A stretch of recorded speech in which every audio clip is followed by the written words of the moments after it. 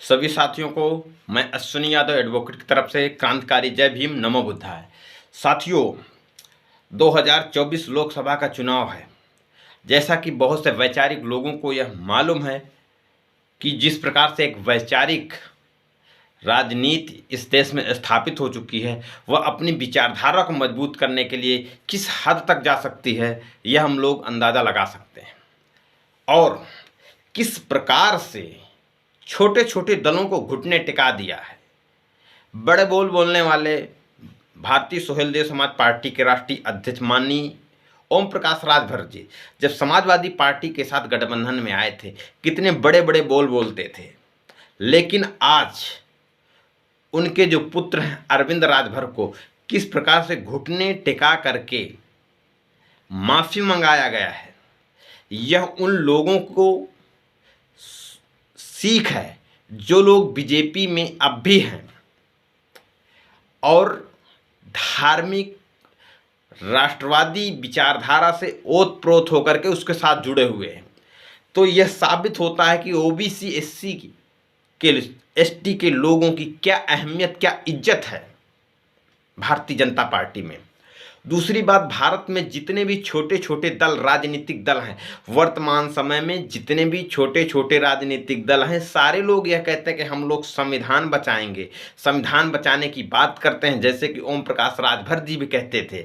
लेकिन आज संविधान नहीं, वह अपनी खुद की इज्जत नहीं बचा पा रहे। इतने बड़े बड़े बोल बोले थे जिस प्रकार से समाजवादी पार्टी के गठबंधन के साथ, लेकिन आज वह अपने आप को नतमस्तक कर दिया भारतीय जनता पार्टी के सामने। और भारतीय जनता पार्टी यही चाहती है कि हर एक लोग जितना हम कहें, हम उनको जो आदेश दें वही काम वह दूसरे लोग करें। लेकिन समाजवादी पार्टी के जो छोटे छोटे घटक दल हैं, वह किस प्रकार से कुछ नेता आते हैं, कैसे चले जाते हैं, यह बात अलग है। यह मानी जा सकती है कि कहीं न कहीं माननीय राष्ट्रीय अध्यक्ष जी का तालमेल या उनकी कुछ व्यक्तिगत ऐसी सोच है जिससे तालमेल नहीं बैठता है।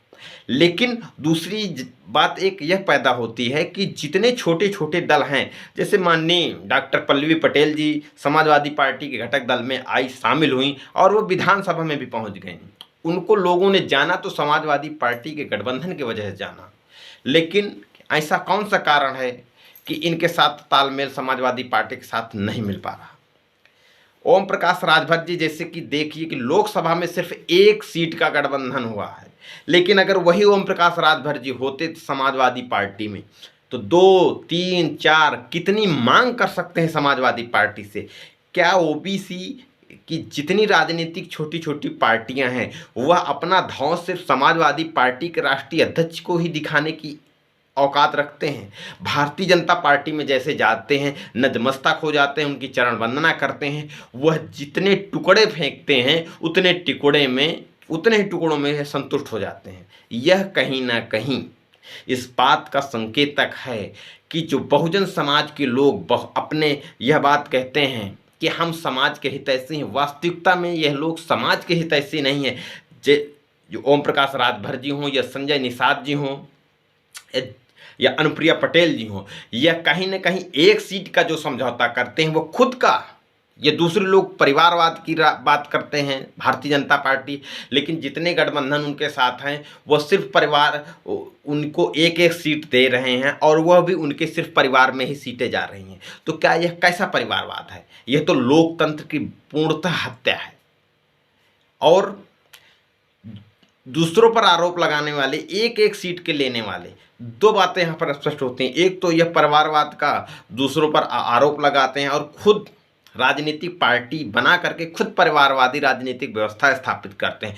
दूसरी ओर ये जब ये बात कहते हैं कि हमको संविधान बचाना है, संविधान बचाने के लिए भारतीय जनता पार्टी में जाते हैं, एक सीट का समझौता करते हैं, वहीं समाजवादी पार्टी उनको हद से ज़्यादा मान सम्मान देती है, लेकिन वहाँ पर ये अपने हैसियत से ज़्यादा दबाव बनाते हैं। इससे साफ जाहिर होता है कि भारत देश के जितने नेता हैं उनको देश की व्यवस्था से, सामाजिक व्यवस्था से, संविधान से कोई लेना देना नहीं है। सिर्फ उनको अपने सामाजिक विकास की सिर्फ चिंता है, अपने परिवार की चिंता है, अपने समाज की भी चिंता नहीं है। यदि उन लोगों को समाज की चिंता हो तो वह अपने राजनीतिक पार्टी से अपने समाज के लोगों को, दूसरे लोगों को टिकट दिलाएं।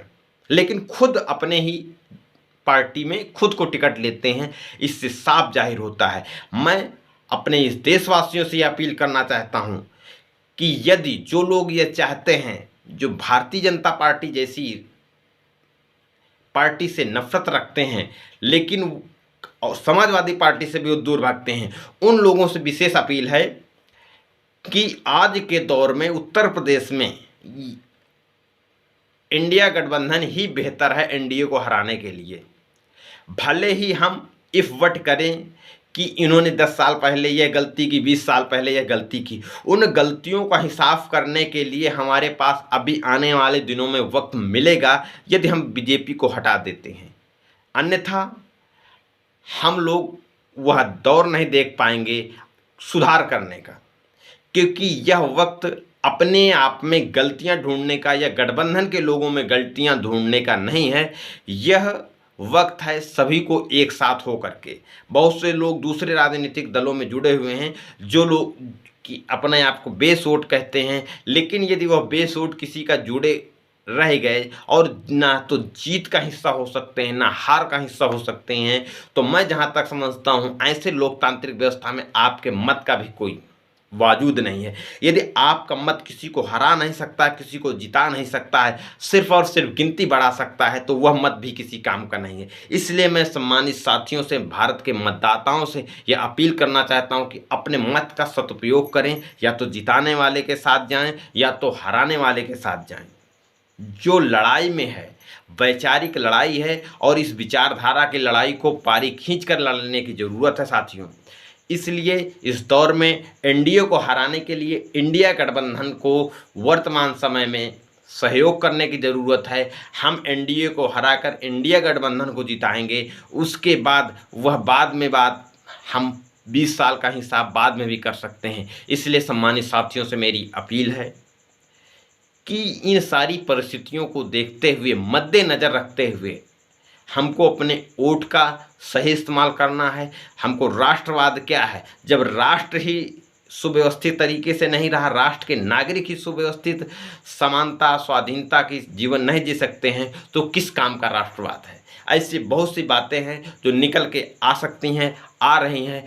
हमको भाव बेस में 10 साल 15 साल पुरानी रंजिश को भुलाते हुए हमको इंडिया गठबंधन को जिताना है। इसलिए मेरी विशेष अपील है उन मतदाता साथियों से जो लोग बीजेपी को हराना चाहते हैं लेकिन इंडिया गठबंधन से भी चिढ़ते हैं, उनसे विशेष अपील है कि हमारे सामने ये मान ले कि 2 दुश्मन हैं, एक सॉफ्ट है एक हार्ड है, तो हार्ड दुश्मन को हराने के लिए अपने सॉफ्ट दुश्मन से दोस्ती करके हार्ड दुश्मन को हरा करके बाद में हम अपने सॉफ्ट को अपने हिसाब से व्यवस्थित कर सकते हैं। ऐसी वर्तमान समय में परिस्थितियां हैं। इसलिए विशेष अपील है कि आने वाले लोकसभा चुनाव में सूझबूझ का परिचय देते हुए एक विचारधारा को दूसरी विचारधारा से में हराने में अपना सहयोग दें। जय भारत, जय संविधान, जय विज्ञान।